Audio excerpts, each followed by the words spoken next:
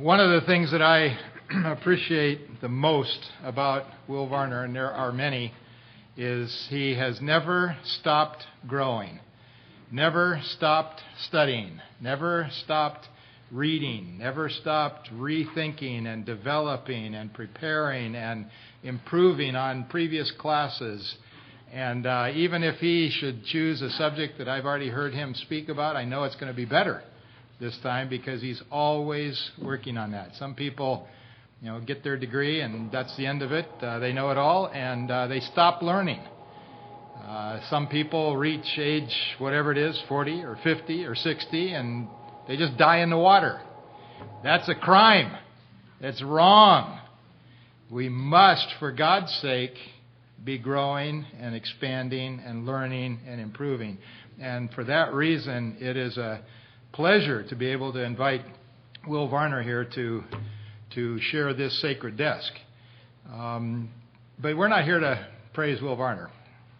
Not even a little bit.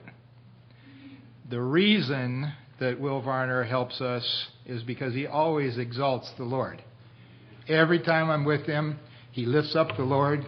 He helps me to see him better, to understand more. And I am so happy to be able to share with you one of my best friends, Dr. Varner. Thank you, dear brother. And thank you for this good music that we worship the Lord with. I only have one suggestion to how to improve your music. The song leader needs to be more enthusiastic. Where are you, brother? I mean, you just need to get more facial expression, and you've got the right haircut. You just need to. I don't see him. Anyway, you'll get a message to him. Okay, good. He's working on his enthusiasm. Okay. Thank you so much for every part of this service. I would like to recognize some special visitors today. And I'm going to have them stand. Robert and Bethany Zink, would you stand, please? These are two of 5 visitors today from Yakima, Washington. Robert was my student this summer in a course.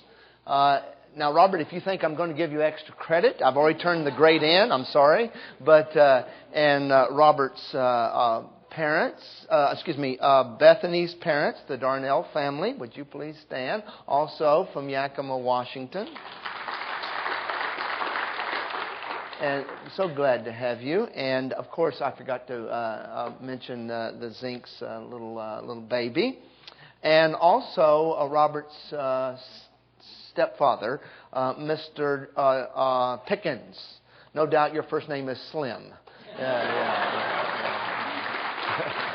So good to have you. You honor me and by your presence here today, coming so far. And I said, 4 hours? I said, you didn't leave this morning, did you? They said, no. So it's so good to have you. Thank you for coming. Thank you for the water here.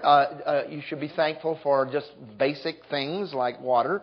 I remember I was preaching in a rural church in New Jersey, and middle of my message, I reached under, I saw a glass there, and I pulled it up, and I got it to right here, and the guy said, "Don't drink that! It's from last week." So I never take these things for granted, these small blessings. This was a fresh bottle of water. Thank you very much. Now, those of you who were with me yesterday, I would invite all of you, but particularly those yesterday, to come to the adult Sunday school class afterwards. I'm sort of giving a conclusion to that seminar on Jude yesterday, trying to pull it together. The title of the sermon, or the message in Sunday school, and titles are everything, okay? It doesn't matter what you say, just have a good title, you young preachers. Just teasing. Is Band of Brothers, okay? That's the title of our message in Sunday school. Band of Brothers.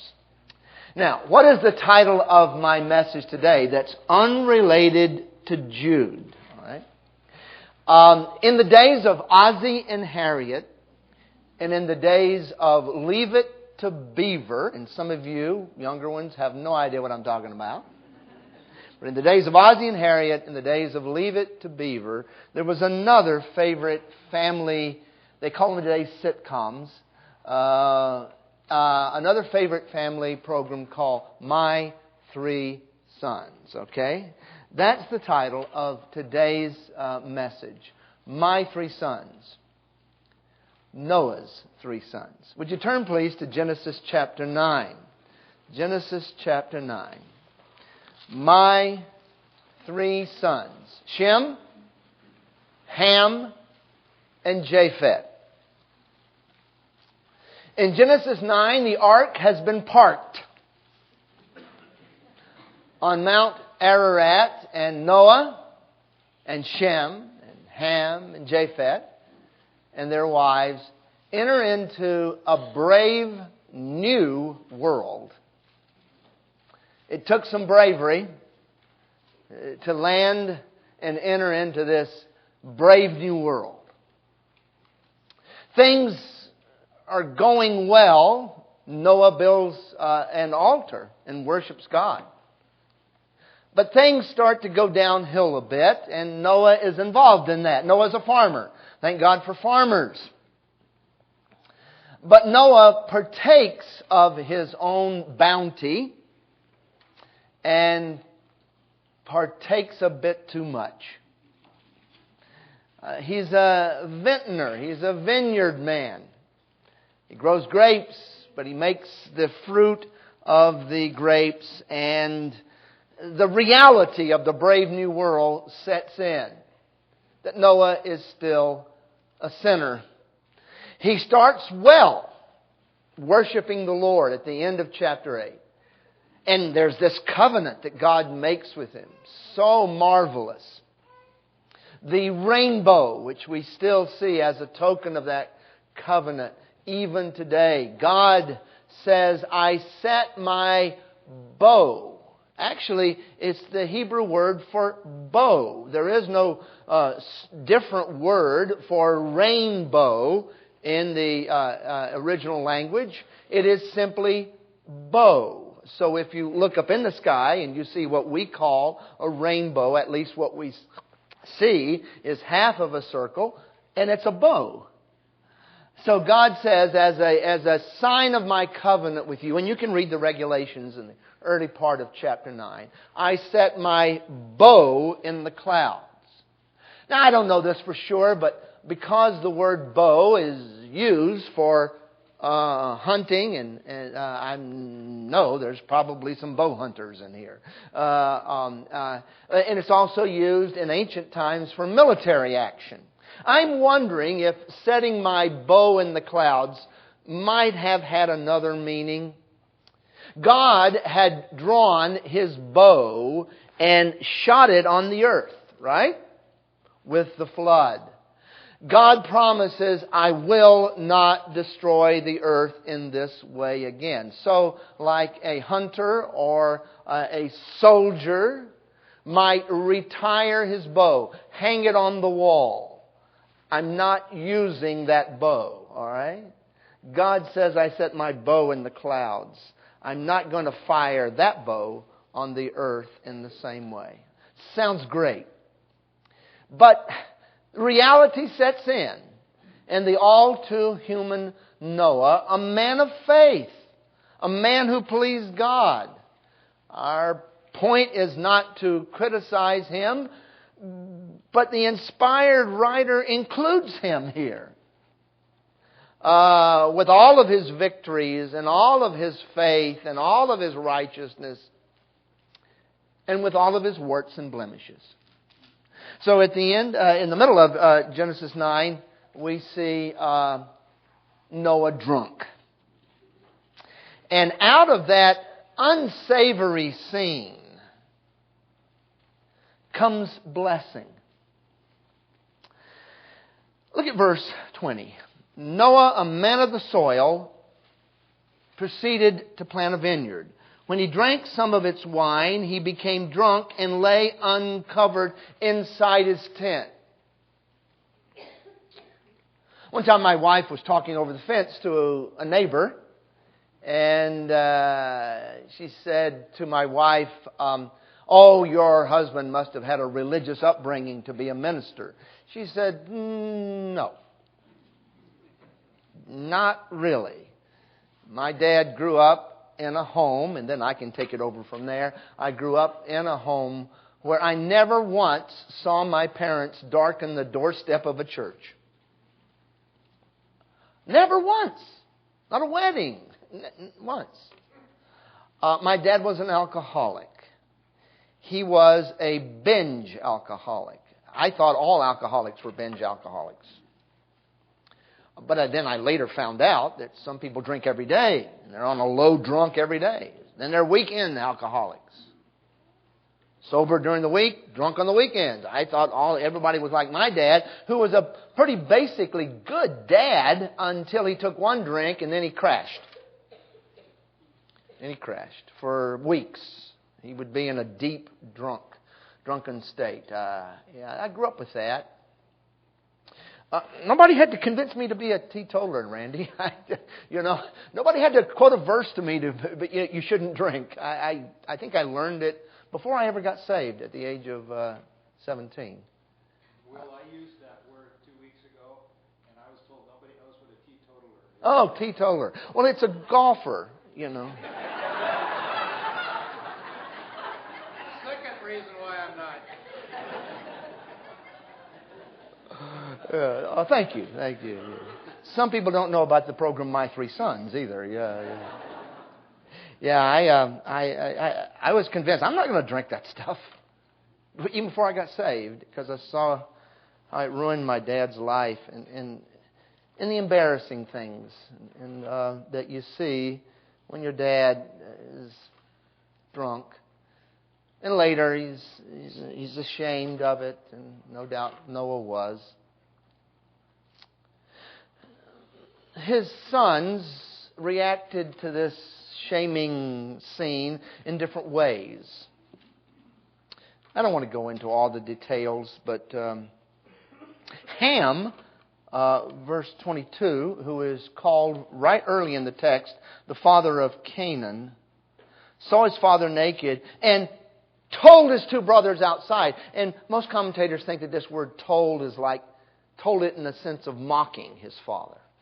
Oh, they used to say, "Dad, yeah, he's drunk," and he's mocking his father. The Bible says honor your parents. Even when they're dishonorable, you're to honor them, okay? And Ham did not honor his father even in his dishonorable condition. Notice the contrary behavior of Shem and Japheth, verse 23. But Shem and Japheth took a garment and laid it across their shoulders, walked backward, and covered their father's naked body. Interesting. They didn't even want to add to their father's shame by seeing his nakedness, and they walked backward like that and covered him. We don't want to go into more details than that. Ask me afterwards what some of the rabbis said about it. But anyway, we don't want to go further than that. Their faces were turned the other way so that they would not see their father naked. And it was an effort that even in his shameful condition not to add to his shame. Noah wakes up. His mind clears. And he finds out what his youngest son had done to him. That is Ham. Now watch. Watch the switch here. Verse 25. You've got to follow this closely. Cursed be Canaan. What? Cursed be Canaan? Who's he? Who's Canaan? Well, if you've been following closely, up in verse 22, it says Ham was the father of Canaan. Now, we'll go into this, but watch this. Cursed be Canaan, the lowest of slaves, will he be to his brothers. And then, he goes on, he also said, Praise be to the Lord, the God of Shem. May Canaan be the slave of Shem. May God extend Japheth's territory. May Japheth live in the tents of Shem, and may Canaan be the slave of Japheth. The most, in my opinion, after Genesis 3:15, the most far-reaching prophecy in the entire Bible is right here. the most far-reaching. It reaches all the way into the New Testament, and guess what? It reaches down to today in Meridian First Baptist Church. Is it First Baptist Church Meridian or Meridian First Baptist Church? Meridian First Baptist Church. Okay, good. It reaches all the way to this room right here, this prophecy. It's a prophecy that involves a curse and also a blessing. A curse on Canaan, the son, one of the sons of Ham, but a blessing on Shem and Japheth. But it's not just on those boys. That's why it's the most far-reaching prophecy in the Word of God. It extends to the entire human race. It's all right here. In this brave new world of Noah and his sons. Let's look at it. First of all, it says, "Cursed be Canaan." And right away we wonder, well, I thought Ham was the bad guy here. Why is the curse on Canaan? He had some other brothers. As a matter of fact, you can't read Genesis 9 apart from Genesis 10. Of course, you can't read all of this and part of the entire big story that we'll get to later. But look at verse 6 of chapter 10. Chapter 10. The sons of Ham were Cush, Egypt, or Mizraim, Put, and who? And Canaan. So we see that Canaan was one of the four sons of Ham. Ham committed the misdeed, but the curse wasn't on all of Ham. Noah chooses one of his sons, Canaan, to be the recipient of a curse. And what does that curse consist of? Back in verse 25, the lowest of slaves. Hebrew has a very interesting way of saying the superlative. You know what the superlative is? English grammar. 9th grade, high school. I thought I never had to do English grammar again. You know, she's pretty, but she's prettier. That's the comparative. And how do you say the superlative? But that one is the what? Prettiest. That's English. Good, gooder, and goodest, right? But that's English, yeah. Usually you add on the EST. The Hebrew language, when it expressed the superlative, did it like this. It took the word and then it put a plural after it. Who was the greatest king? King of kings. The highest Lord is the Lord of lords. The holiest place in the world is the worst type of slave is a slave of slaves. So that's what the Hebrew says. A slave of slaves. And that's why the NIV translates it the lowest of slaves. Not the highest. Abject slavery. That will be the lot of Canaan. Now, just a word, because we're not told why Noah cursed a grandson instead of his son. We aren't told. So we can only guess. It could be that the sensuality that Ham showed in this was reproduced mostly in his son Canaan. Could be that. It could be that the Canaanites reproduced that sensuality in such a way that they were under a curse right from the beginning. We do know it's the Canaanites that were in the land when the Israelites came in. And William Foxwell Albright called the Canaanite religion the most debauched and depraved religion in the history of the world. Because it involved sacrifice of children at times. It involved pagan priestesses. I don't want to go further than that. It was nasty. So perhaps the Canaanites produced that, and God said they're cursed. They're cursed to slavery. Cursed to slavery. Now watch. The lowest of slaves will he be to his brothers. Both the Shemites and the Japhethites will have the Canaanites as slaves. So it could be that. Or it could simply be that because Genesis 9:1 says that God blessed Noah and his sons, that having blessed Ham already, the blessing would not be reversed, so the curse goes not to Ham himself, but to one of his sons. Again, we don't know. Now, here's something that we do know. Who were the descendants of Ham and where did they settle? Genesis 10:6 tells us Cush, that's another name for Ethiopia. Mizraim, that's another name for Egypt. Put, sometimes that's considered North Africa. And then Canaan. We're actually told that his descendants settled, many of them settled in the African continent, and they gave the name to the ethnic peoples there that they descended from. Mizraim, Egypt, Cush, Ethiopia, and Put, probably North Africa. In Israel today, the Ethiopian Jews who migrated to Israel are called the Cushim, the Cush. They are descendants of Cush.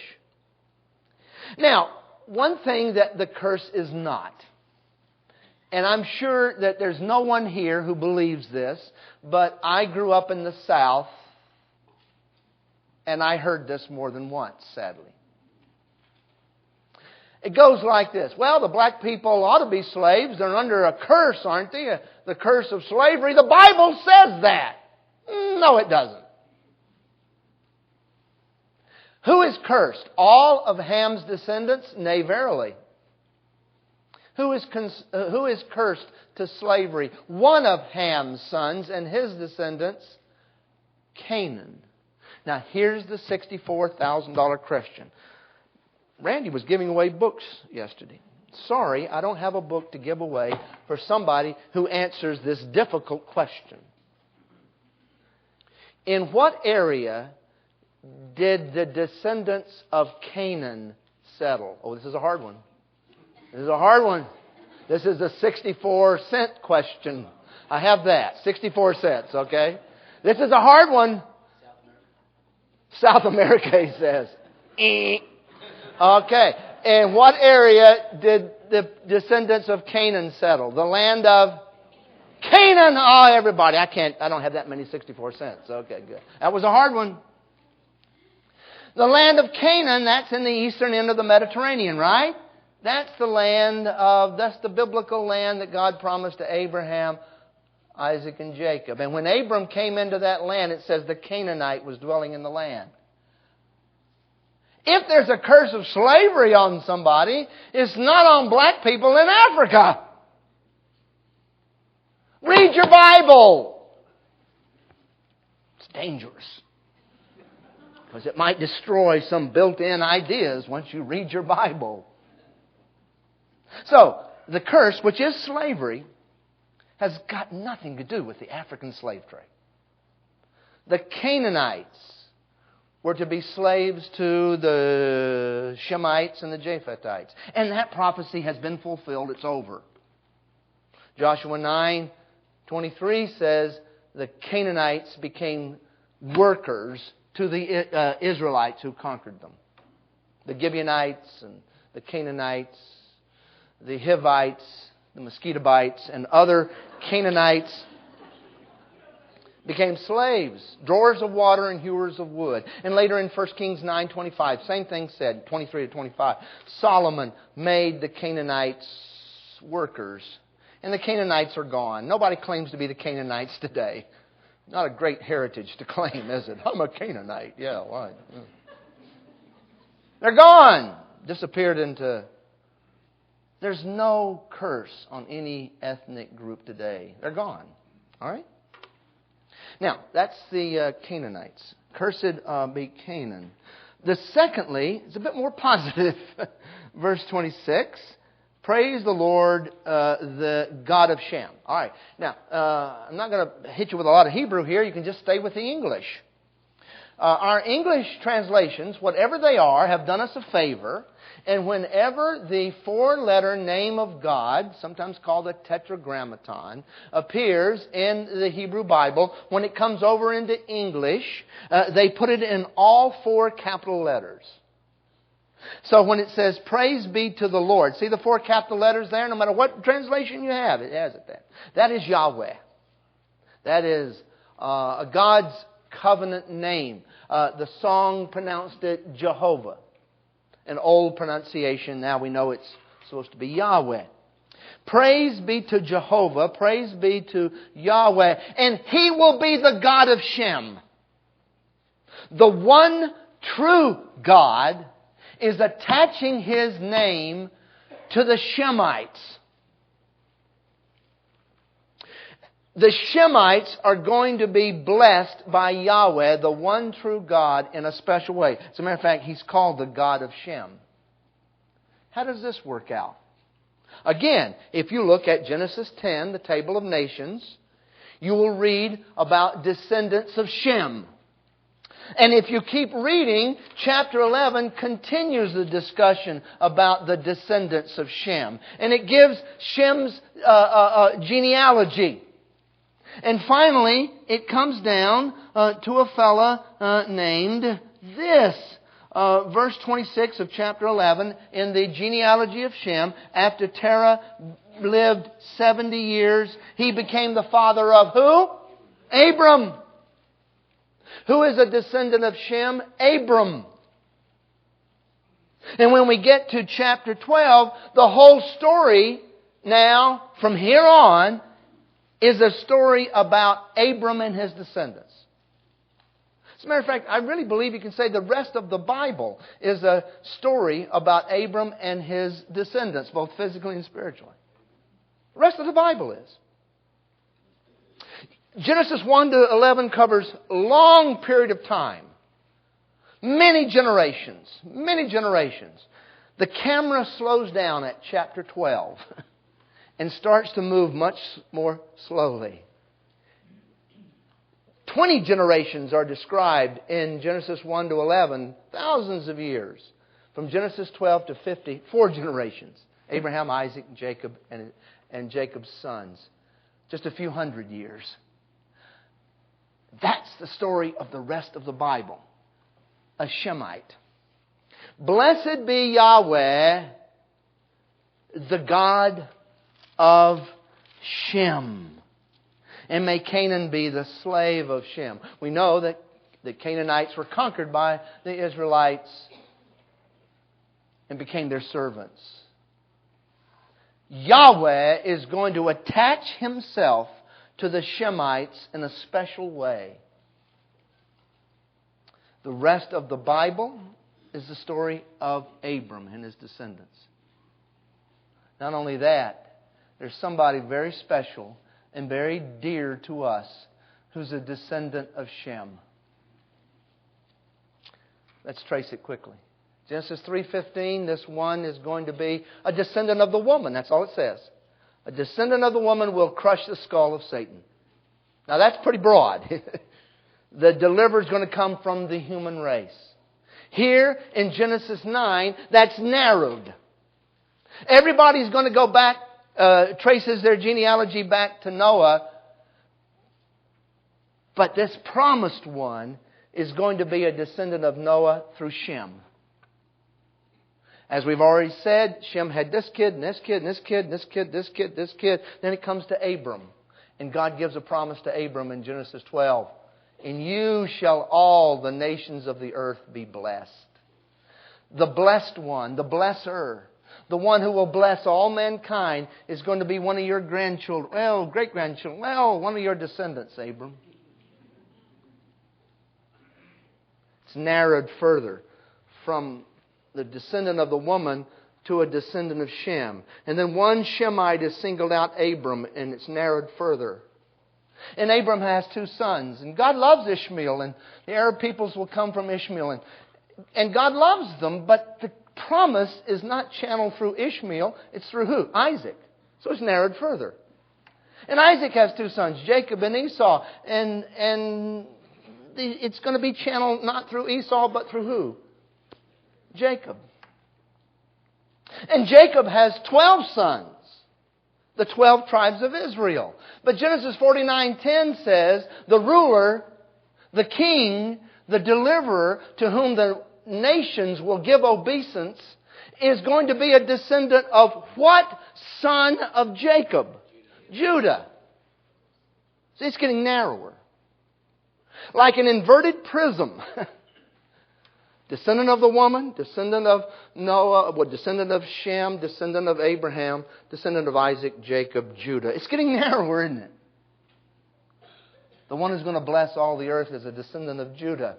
And then we get to 2 Samuel 7, and God chooses a young shepherd boy and says, you're in the tribe of Judah? Yes, through you I will bless.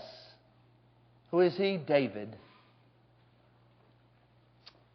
And then Micah 5:2 says, it's not going to be all of David's descendants. It's going to be one who's born in Bethlehem. Out of you shall he come forth unto me, who shall be ruler in Israel, whose goings forth have been from of old, from everlasting. See the inverted prism? It's getting narrower and narrower until it's resting on a manger in Bethlehem. Luke 3:36 gives the genealogy. Luke 3 gives the genealogy of Jesus. Just write it down. I won't turn you there. I don't believe in the New Testament anyway, so you know. Yeah. Write it down. The genealogy of Jesus in Matthew goes back just to Abram. The genealogy in Luke goes all the way back to Adam. And if you read in Luke 3:36, as the genealogy goes back, bing, there's Shem. The Messiah will be a descendant of Shem. Wow. It's a big story. This story is more than a story about a guy and his 3 sons with a sordid beginning and a happy ending. What's the big story going on here? The big story going on here is that this is another chapter added to the prophecies about who the Messiah is going to be. He's going to be a descendant of Shem. How about Japhet? Let's look at him. All right. May God extend Japhet's territory. Now, it's interesting. Yahweh, the Lord, is the God of Shem. But when he starts talking about the blessing on Japhet, he doesn't say Yahweh. He just uses the generic name for God, Elohim, God. God is the God of everyone. He's the Lord, Yahweh, of those who are in a covenant relationship with Him. See? It's different. So may God extend Japhet's territory. There's a play on words here. The Hebrew word for Japhet sort of means extend or, So may God extend Japhet's territory. Now, if you want to read about the Japhetites, I don't have time to go into it. Look, please, at Genesis 10, 1-4. You can see their descendants.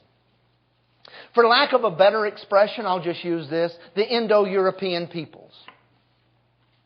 Probably could be more specific than that.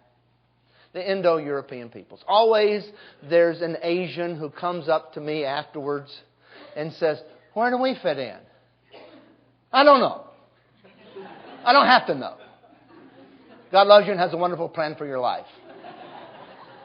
I don't know if you're a Japhethite or maybe a Shemite. I don't know. I don't know.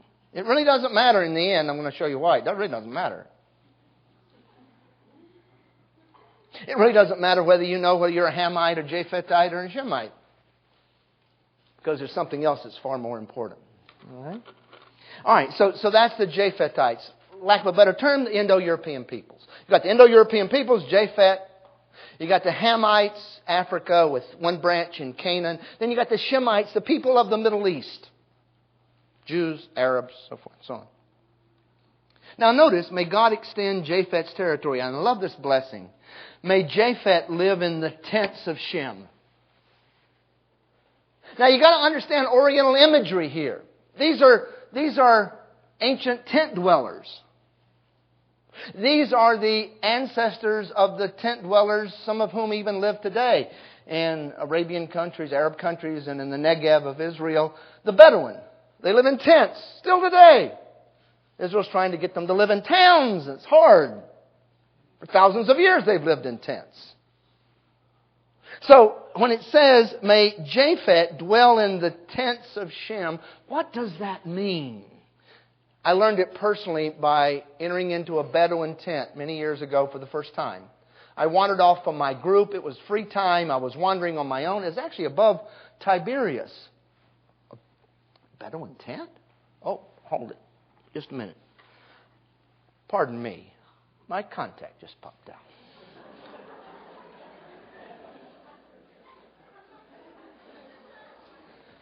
I'm so sorry. This water is going to be used for more than drinking.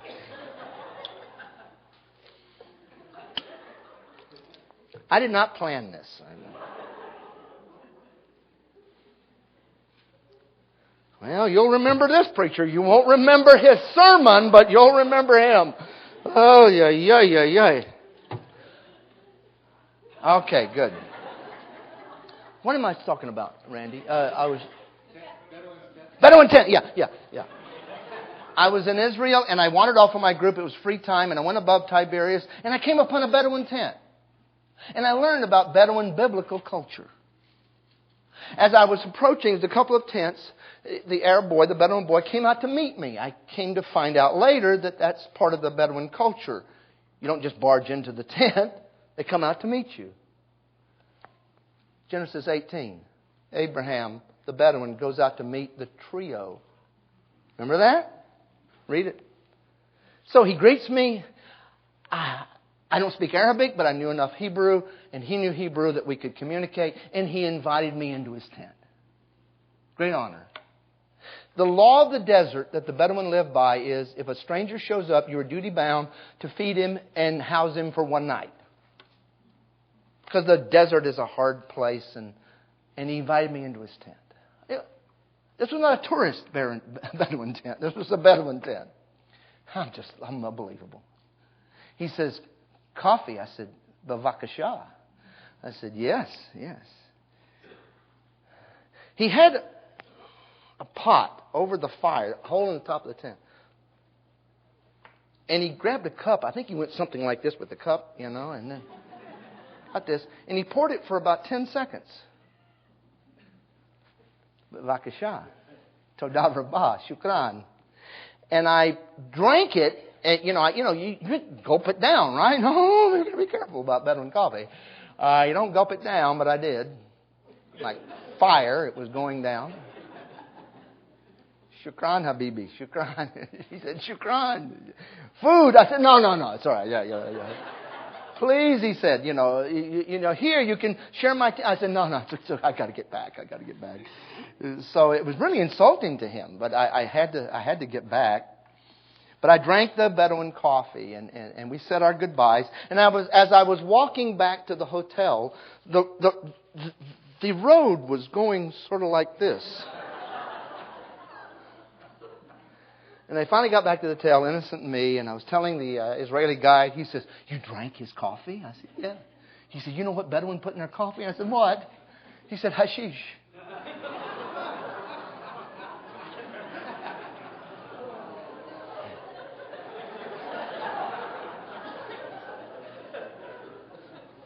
If you don't know what hashish is, Google it. I recovered. But I never forgot I was in his tent. What was I doing? I was sharing what belonged to him. He was willing to just give me anything. I was dwelling in his tent. Japheth is going to come to dwell in the tents of Shem. What does it mean? What belongs to Shem? A unique relationship with the Lord. A covenant relationship with the Lord. Someday, the non-Shemites will come to dwell in the tents of Shem. What does it mean? Come to possess what Shem has. Now, the Shemites weren't always so eager to share this with the Japhethites. So it took the coming of a Shemite Messiah to make this available to everybody. He said, "Other sheep I have, which are not of this fold, them also I must bring." Those Gentile sheep. Those Japhetite sheep. And it took a while for the early apostles to move beyond their Jewish confines there in Jerusalem. It really took persecution, Acts 8:1, to kick them out. But when they went out, they began bumping into Japhetites. And this unique relationship, covenant relationship that Yahweh has with Shem is begun to be shared with the peoples of the world. It's amazing. The book of Acts tells the story. Notice 3 successive converts in the book of Acts. See if this makes sense to you. In Acts chapter 8, there's a long description of a convert. Long description. Not just a brief word, a long description. Who was that guy that Philip led to the Lord? Who? Ethiopian eunuch, a descendant of Ham. Cush was Ethiopian. In the very next chapter, chapter 9, there's an extended description of another conversion. How do you know the book of Acts? Who is that in Acts chapter 9? The conversion of Saul. We later know him as Paul. Saul is a descendant of whom? Shem. Saul comes to believe in the Jewish Messiah. The next chapter, chapter 10, there's an extended description of the conversion of another person. Who is he? He played in the Italian band. The King James says he played in the Italian band, the Italian cohort. What's his name?